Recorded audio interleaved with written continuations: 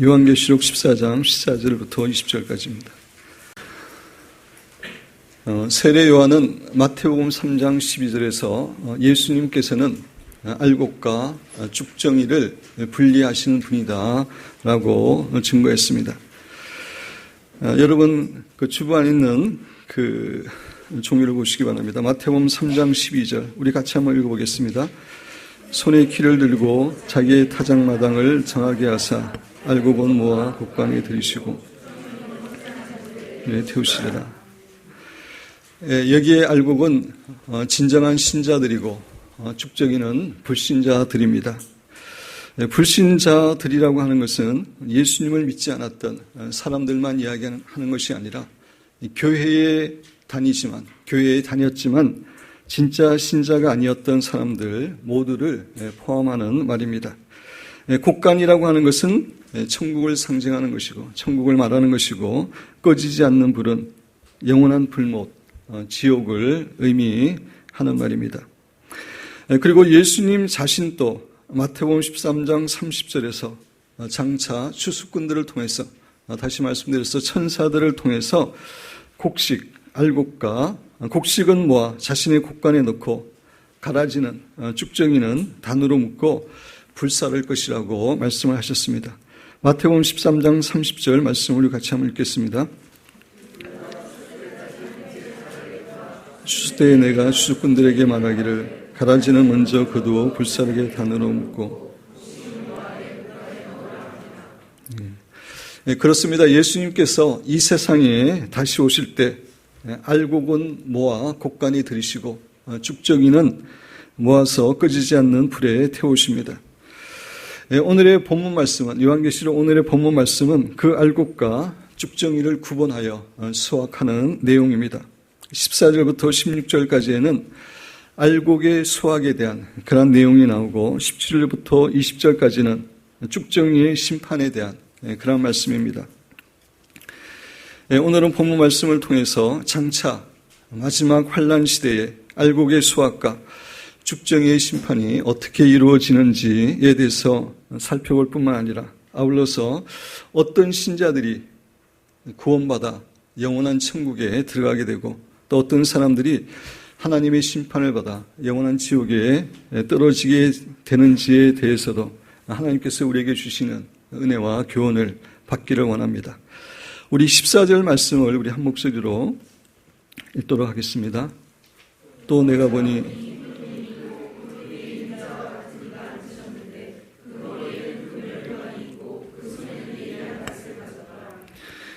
보니 흰 구름이 있고 구름 위에 인자와 같은 이가 앉으셨다라고 이야기하고 있습니다.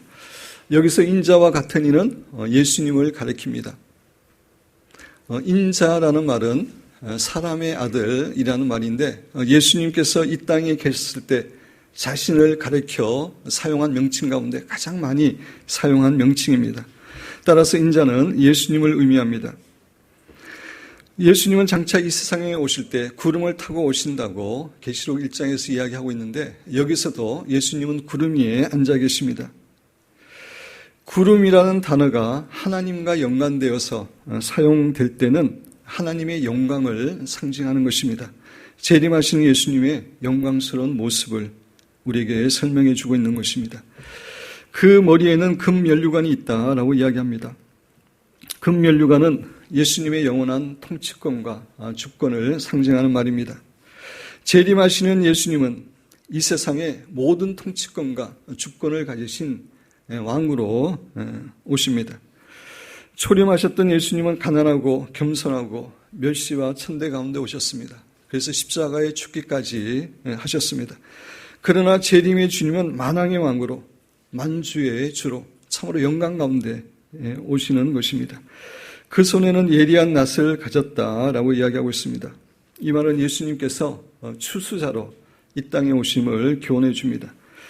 예수님은 이 세상의 알곡들, 즉 진정한 신자들을 모아서 천국으로 데려가기 위해서 오시는 것입니다.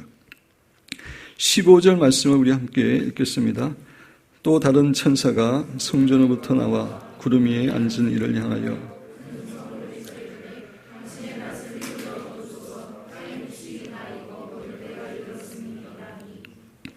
또 다른 천사가 성전에서 나온다라고 이야기하고 있습니다. 성전에서 나온다는 얘기는 이 천사가 하나님의 뜻 가운데, 하나님의 명령 가운데 나온다라고 하는 그런 의미입니다.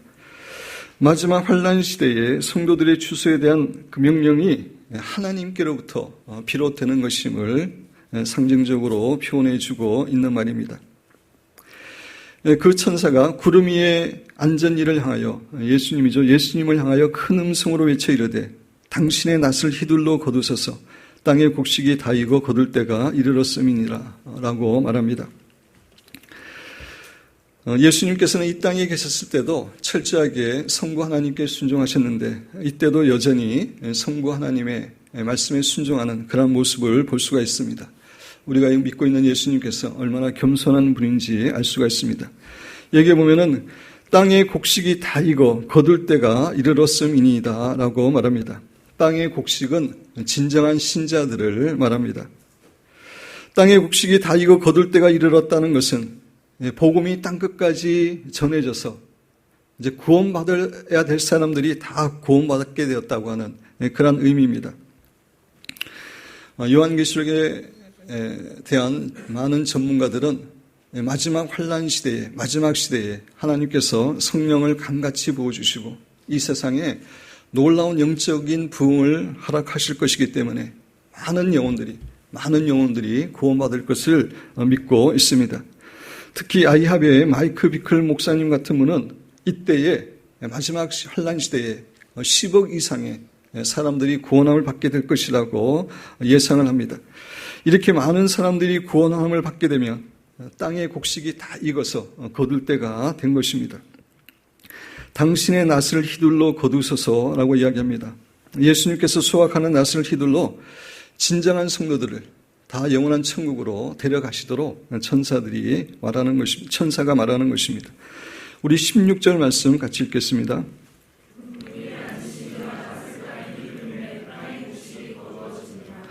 예수님께서 수확의 낫을 휘두르시자 땅의 곡식이 거두어졌습니다. 다시 말씀드려서 예수님께서는 마지막 시대에 진정한 성도들을, 신자들을 다 구원하시고 휴거하시는 것에 대해 이렇게 비유로 설명하고 있는 것입니다. 여러분 종이 교재에 마태복음 24장 30절, 31절 제가 읽으면서 설명을 드립니다. 그때에 이제 주님의 재림의 때입니다.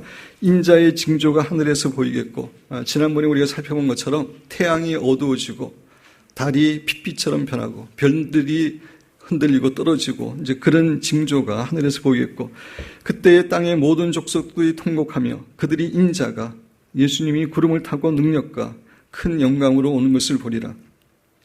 그가 큰 나팔 소리와 함께 천사들을 보내리니 그들이 그의 택하신 자들을, 알곡들입니다. 진정한 신자들입니다. 신자들을 하늘 이 끝에서 저 끝까지 사방에서 모으리라.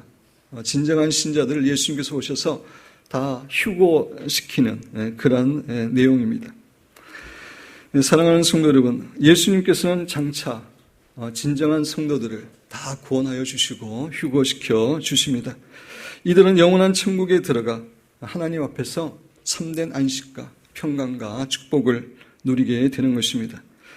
우리 기쁨교회 성도 여러분들은 정말 한 사람도 빠짐없이 다 이런 축복을 누리시게 되기를 주님의 이름으로 축원드립니다.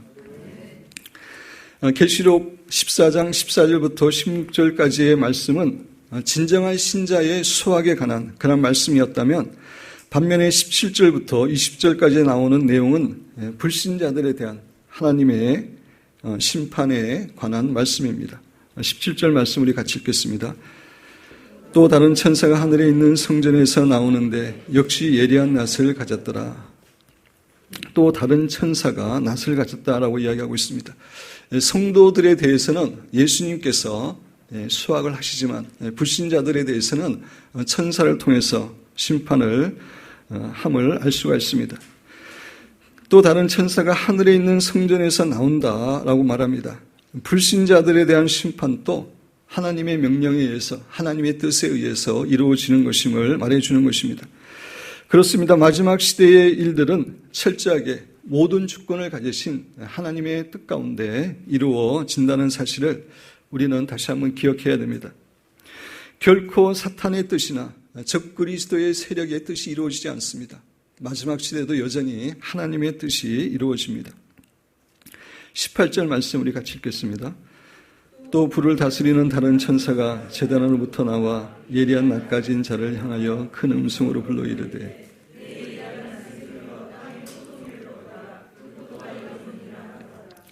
불을 다스리는 다른 천사라는 말이 나오는데 성경에서 불이라고 하는 것은 심판을 의미할 때가 많이 있습니다. 따라서 여기에 불을 다스리는 다른 천사도 심판과 연관된 그러한 천사임을 알 수가 있습니다. 그가 제단에서 나온다라고 말합니다. 여기서 제단이라고 하는 것은 하늘나라의 분향단입니다. 향단입니다. 하늘나라의 분향단은 성도들의 기도가 모여지는 곳이고 또 순교자들이 그곳에서 하나님께 신원하는 곳입니다. 따라서 천사가 이곳에서 나온다는 것은 불신자들에 대한 심판이 순교자들의 신원과 성도들의 기도의 결과로 이루어진다는 것을 우리에게 말해주는 겁니다. 여러분 교재에 계시록 6장 9절에서 11절 보시기 바랍니다. 이미 오래전에 여러분에게 설교했던 그런 내용인데 9절에 보면은 다섯째 인을 떼실 때에 내가 보니 하나님의 말씀과 그들의 가진 증거로 말미암아 죽임을 당한 영혼들이 순교한 영혼들입니다. 마지막 시대에 복음 때문에 순교한 영혼들입니다. 제단 아래에 있어 이 제단은 분향단을 의미합니다. 하늘나라에 있는 분향단. 큰 소리로 불러 이르되 거룩하고 참되신 대주제여 땅에 거하는 자들을 심판하여 우리의 피를 갚아주지 아니하시기를 어느 때까지 하시려 하나이까. 순교자들이 하나님께 신원하는 겁니다. 우리의 피를 흘린 그런 자들이 이 땅에 살아있는데 왜 심판 안 하십니까? 왜 우리의 피를 갚아주지 않습니까? 라고 이야기하는 겁니다. 11절에 보면은 각각 그들에게 흰 두루마기를 주시며 이르시되 아직 잠시 동안 쉬되 그들의 동무 종들과 형제들도 자기처럼 죽임을 당하여 그 수가 차기까지 하라 하시더라. 아직은 때가 덜 되었으니까 또 더 순교자가 생기기까지 기다리라고 말씀하십니다. 근데 이제는 때가 되었기 때문에 그 순교자들의 신원과 성도들의 기도가 응답이 되어서 신자들을 핍박하고 죽인 모든 불신자들에 대해서 심판이 이루어지는 것입니다. 사랑하는 성도 여러분, 여기서 우리가 기억해야 될 중요한 사실이 있습니다. 우리의 기도는 놀라운 능력이 있다는 것입니다. 우리의 기도는 하나님께서 정하신 때에 반드시 응답이 됩니다. 우리가 우리 자신과 가정과 교회와 나라를 위해서 간절히 기도하는 것들은 하나님의 때에 반드시 우리 자신과 가정을 변화시키고 또 교회와 나라에 놀라운 축복을 가져옵니다. 따라서 우리는 기도하다가 기도의 응답이 당장 눈에 보이지 않는다 할지라도 결코 낙심하거나 절망해서는 안 되고 인내하면서 믿음으로 기도해야 됩니다. 여러분 교재 히브리서 11장 6절 우리 같이 읽겠습니다. 믿음이 없이는 하나님을 기쁘시게 하지 못하나니 하나님께 나아가는 자는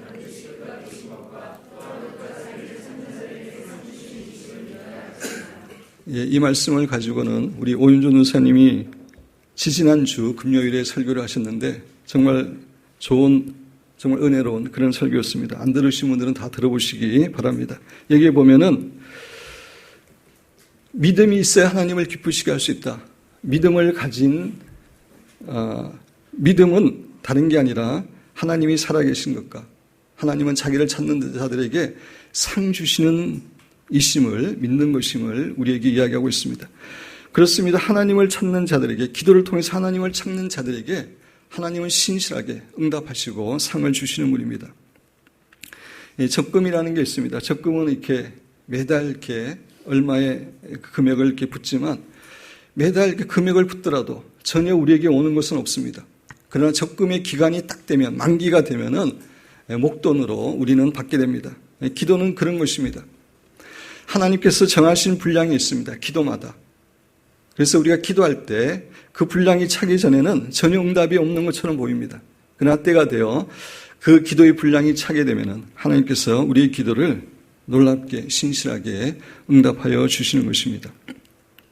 그래서 18절로 돌아가서 불을 다스리는 다른 천사가 제단으로부터 나와 예리한 낯가진 자를 향하여 다른 천사를 향해서 큰 음성으로 불러 이르되 내 예리한 낫을 휘둘러 땅에 포도송이를 거두라. 그 포도가 익었느니라 하더라.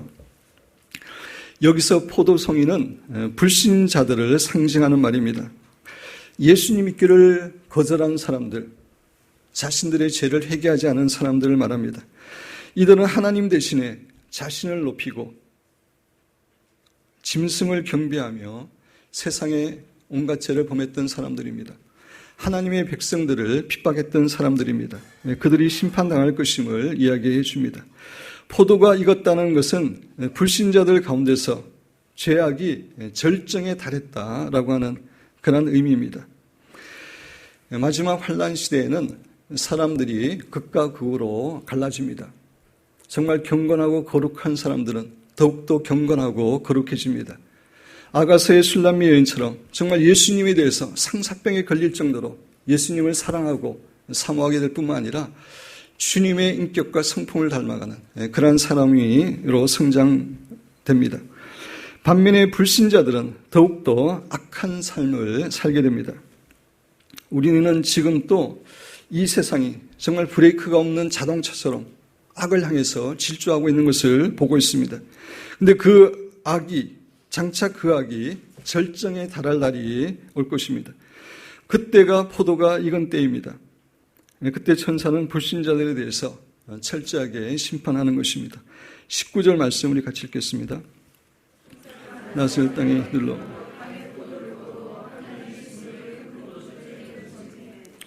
천사가 불신자들을 다 거두어서 하나님의 진노의 포도주 틀에 던진다라고 말합니다. 이스라엘의 포도주 틀은 단단한 반석을 쪼아서 만든 큰 것으로 위틀에서는 포도 밟는 자들이 그 포도를 이렇게 발로 밟았습니다. 다 익은 포도들을 많이 그 위틀에 놓고 넣으면은 많은 사람들이 그것을 이렇게 밟습니다. 그러면 피 같은 붉은 포도즙이 아래틀로 흘러내리게 되고 그것을 또 다른 곳에 옮기게 되어 있습니다. 피 같은 붉은 포도즙으로 넘치는 이 포도주 틀은 마지막 환란 시대에 하나님을 거부하고 하나님을 대항하고 하나님의 백성들을 조롱했던 악인들이 받을 무서운 심판을 시청각적으로 상징적으로 보여주는 그런 내용입니다. 20절 우리 같이 읽겠습니다. 성 밖에서 그 틀이 밝히니 틀에서 피가 나서 말굴레까지. 성 밖에서 그 포도주 틀이 밟힌다라고 이야기하고 있습니다. 성박은 예루살렘 성박을 의미합니다. 예수님께서는 십자가를 돌아가실 때 성 밖으로 나가셔서 그곳에서 말할 수 없는 고난을 받는 가운데 십자가에 못 박혀 돌아가셨습니다. 성박은 예수님께서 십자가에 못 박히신 곳입니다. 또한 성박이라고 하는 것은 성도들이 핍박을 받는 장소에 대한 상징입니다. 본래 사람들은 성 안에서 살아야만 합니다. 그런데 초대교회 성도들은 혹독한 핍박 가운데 성에서 쫓겨나서 성 밖을 헤매며 살아갔습니다. 따라서 성 밖은 예수님께서 고난당하신 곳일 뿐만 아니라 성도들이 핍박을 당하는 장소를 의미합니다. 성 밖에서 그 틀이 밟힌다라고 이야기하고 있습니다. 이제 마지막 심판의 때가 오게 되면 예수님을 십자가에 못 박게 하고 신자들을 핍박했던 바로 성 밖 그곳에서 불신자들에 대한 무서운 심판이 이루어질 것임을 우리에게 교훈해 주는 말입니다. 여러분 교재에 데살로니가 후서 1장 6절 7절 제가 읽으면서 설명드리겠습니다. 너희로 환난을 받게 하는 자들에게는 우리 신자에게 환난을 받게 하는 자들에게는 환난으로 갚으시고 환난을 받는 너희에게는 우리와 함께 안식으로 갚으시는 것이 하나님의 공이시니 그것이 하나님의 공이라는 것입니다. 그래서 하나님을 믿지 않고 성도들을 핍박했던 그러한 사람들에 대해서는 철저한 심판으로 하나님께서 갚으시는 겁니다. 그게 하나님의 공이라는 것입니다. 성 밖에서 그 틀이 밟히니 틀에서 피가 나서 포도송이는 사람들이라고 했습니다. 사람들이 이제 엄청난 사람들이 죽어서 피를 흘리는 겁니다. 피가 나서 말 굴레까지 닿았고 1600스타디온에 퍼졌더라. 말 굴레라고 하는 것은 말을 통제하기 위해서 목에서 곱비에 걸쳐서 얽어매는 줄을 의미합니다.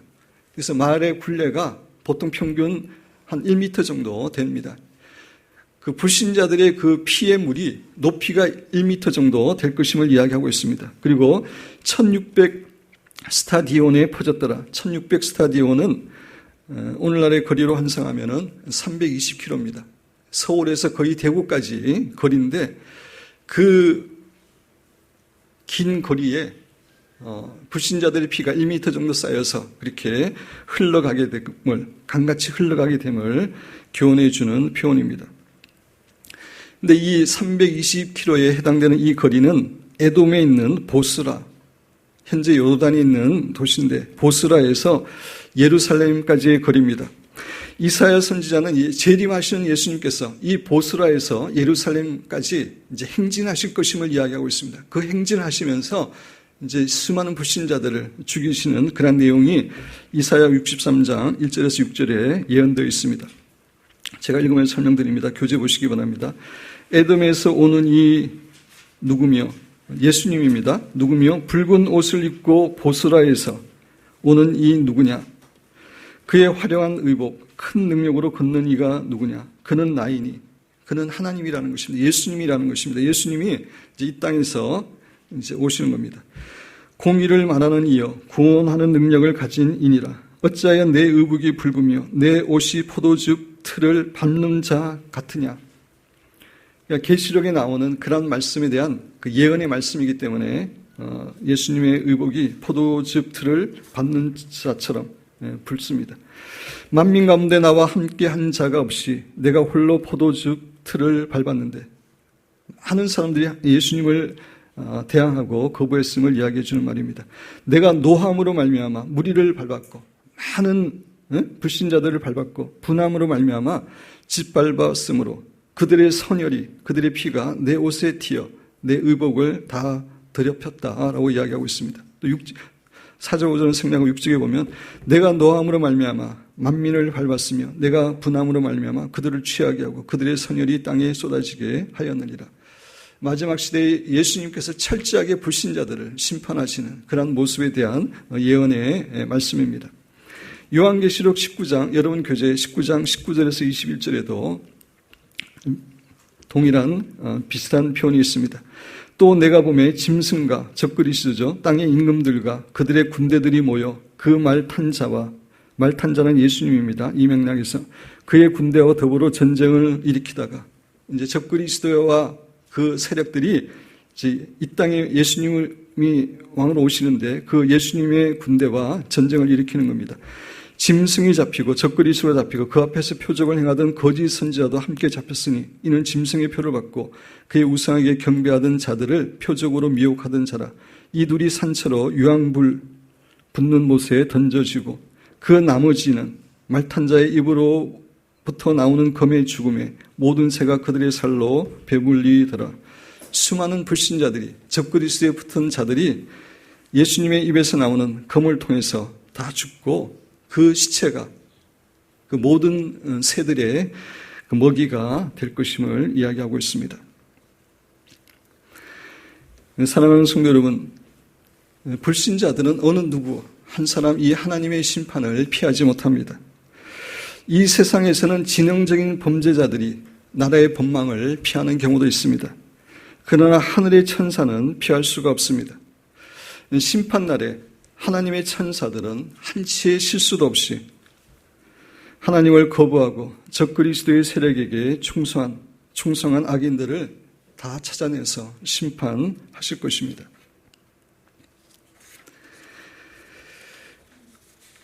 네, 오늘의 본문 말씀에는 두 가지 수학에 대해서 이야기하고 있습니다. 알곡의 수학과 죽정이의 수학입니다. 사랑하는 성도 여러분, 여러분은 알곡입니까? 죽정입니까? 교회에 다닌다고 모두가 다 알곡이 아닙니다. 교회 안에도 많은 죽정이가 있습니다. 예수님께서 재림하시면 알곡과 죽정이를 반드시 분리하십니다. 그렇다면 어떤 신자가 알곡으로 구원함을 받게 되어 영원한 천국에 들어가게 되고 또 어떤 사람이 심판받아 영원한 지옥에 떨어지게 되는지 마태복음 25장에 나오는 예수님의 말씀을 통해서 살펴보기를 원합니다. 마태복음 25장은 마태복음 24장과 함께 마지막 종말에 관한 예수님의 말씀입니다. 마태복음 25장에서 예수님은 알곡과 죽종이를 구분하시는 그런 내용을 말씀하고 있습니다. 여기에는 세 가지 비유가 나오는데 첫 번째는 열처녀 비유이고 두 번째로는 달란트 비유이고 세 번째로는 양과 염소의 비유입니다. 이 세 가지 비유를 통해서 예수님께서는 어떤 사람이 알곡이고 어떤 사람이 영원한 천국에 들어가고 어떠한 사람들이 심판받아 지옥에 떨어질 것인지 우리에게 교훈해 줍니다. 이 세 가지 비유에 대해서는 각각 하나의 설교가 될 정도로 설명할 내용이 많지만 오늘은 간단하게 요점만 여러분에게 말씀을 드리려고 합니다. 마태복음 25장 1절에서 13절까지에는 유명한 열처녀 비유가 나옵니다. 열처녀가 모두 신랑을 기다리고 있었는데 등에 기름을 준비한 지혜로운 열처녀들은 신랑을 만나서 혼인잔치에 참여하게 되었습니다. 그렇지만 등에 기름을 준비하지 않았던 어리석은 다섯 처녀들은 혼인잔치에 참석하지 못했다라고 하는 내용입니다. 여기서 열처녀는 교회를 다니고 신랑 되시는 예수님의 재림을 기다리고 있던 사람들을 상징하는 것입니다. 그런데 다섯 처녀들은 어리석은 다섯 처녀는 혼인잔치에 참여하지 못했습니다. 구원받지 못하고 휴거되지 못했다는 것을 교훈해 줍니다. 지혜로운 다섯 처녀와 어리석은 다섯 처녀의 차이는 무엇이었습니까? 등에 기름이 있었는가 없었는가였습니다. 둘 다 등불은 갖고 있었습니다. 등불이라고 하는 것은 신앙의 형식을 말합니다. 예배에 참석하고 기도하고 봉사하고 이런 형식은 다 갖춰 있었습니다. 그런데 차이는 등에 기름이 없는 것입니다. 기름은 신앙의 본질을 이야기합니다. 예수님과 하나님과 개인적인 교제를 갖는 가운데 하나님을 체험적으로 알아가는 것, 그것이 등입니다. 그것이 본질입니다. 그렇습니다. 신앙생활은 주일에 예배에 참석하고 헌금 드리고 봉사하는 종교생활을 하는 것이 아닙니다. 신앙생활은 하나님과의 개인적인 관계입니다. 요한복음 17장 3절에서 예수님은 영생에 대해서 정리하셨습니다. 영생은 살아계신 하나님과 예수 그리스도와 개인적인 교제를 통해서 그분을 알아가는 것, 그것이 영생이라고 이야기했습니다. 그것이 진정한 신앙생활이라고 이야기했습니다. 이러한 의미에서 예수님과 개인적인 교제를 하면서 주님을 알아가고 순종하는 사람은 휴거와 구원이 보장되지만 그렇지 않은 사람들은 교회에 나온다 할지라도 보장이 되지 않음을 이 열처녀 비유를 통해서 우리에게 교훈하시는 것입니다.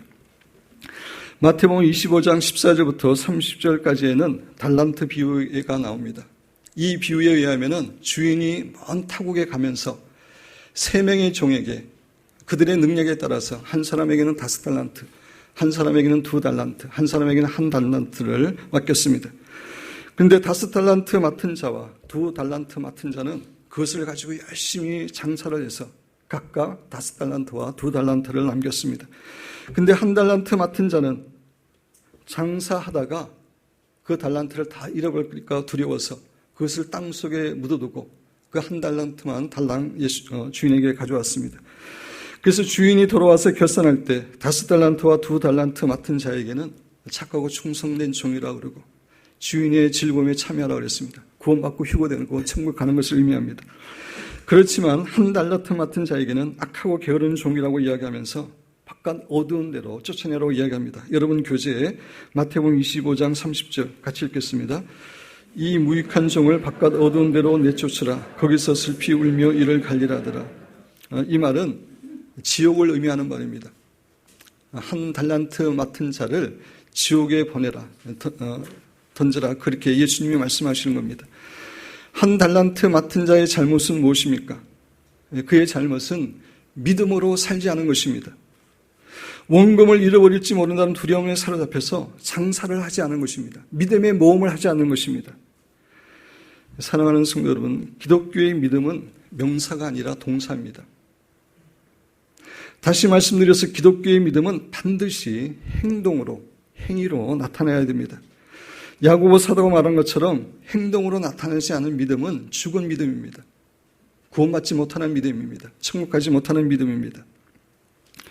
어떤 사람이 신자라고 하면서 믿음으로 살지 않고 믿음의 몸을 하고 있지 않다면 그 믿음은 참된 믿음이 아닙니다. 그런 사람은 휴거나 구원이 보장되지 못합니다. 세 번째 비유는 31절부터 46절에 나오는 양과 염소의 비유입니다. 양은 어떤 신자들입니까? 지극히 작은 자들, 어려운 가운데 있는 사람들을 섬겼던 자들입니다. 25장 40절, 임금이 대답하여 이르되 내가 진실로 너희에게 이르노니 너희가 여기 내 형제 중에 지극히 작은 자 하나에게 한 것이 곧 내게 한 것이니라 하시고, 소외되고 어려운 사람들에게 행한 것이 주님께 했다고 이야기합니다. 그들을 양으로 인정하십니다. 염소는 어떤 사람입니까? 지극히 작은 자를 섬기지 않은 사람입니다. 45절에 이에 임금이 대답하여 이르시되 내가 진실로 너희에게 이르노니 이 지극히 작은 자 하나에게 하지 아니한 것이 곧 내게 하지 아니한 것이라. 소외되고 어려운 사람을 돌보지 않고 사랑하지 않은 것, 그것이 주님을 사랑하고 섬기지 않은 것이라고 말씀하시면서 그들이 염소라고 이야기합니다. 그러면서 그들의 결과에 대해서 이야기하는데 46절에 보면 그들은 영벌에, 염소에 속한 자들은 영벌에, 지옥에 떨어지는 겁니다. 의인들은, 주님을 지극히 작은 자를 섬겼던 의인들은 영생에 들어갈 것이라고 예수님이 말씀하십니다. 이 양과 염소의 비유가 우리에게 말해주는 핵심 주제가 무엇입니까? 교훈이 무엇입니까? 하나님에 대한 우리의 진정한 믿음은 어려운 이웃에 대한 사랑으로 나타내야 된다는 것입니다. 그것이 진정한 믿음이라는 것입니다. 어려운 이웃을 진정으로 사랑하고 섬기지 않는 사람은 결국 믿음이 없는 사람이고 그 사람은 천국에 가지 못한다는 것입니다. 사랑하는 성도 여러분, 기독교의 신앙은 지식도 아니고 머리로만 아는 것도 아닙니다. 기독교의 신앙은 믿음으로 행하는 것입니다.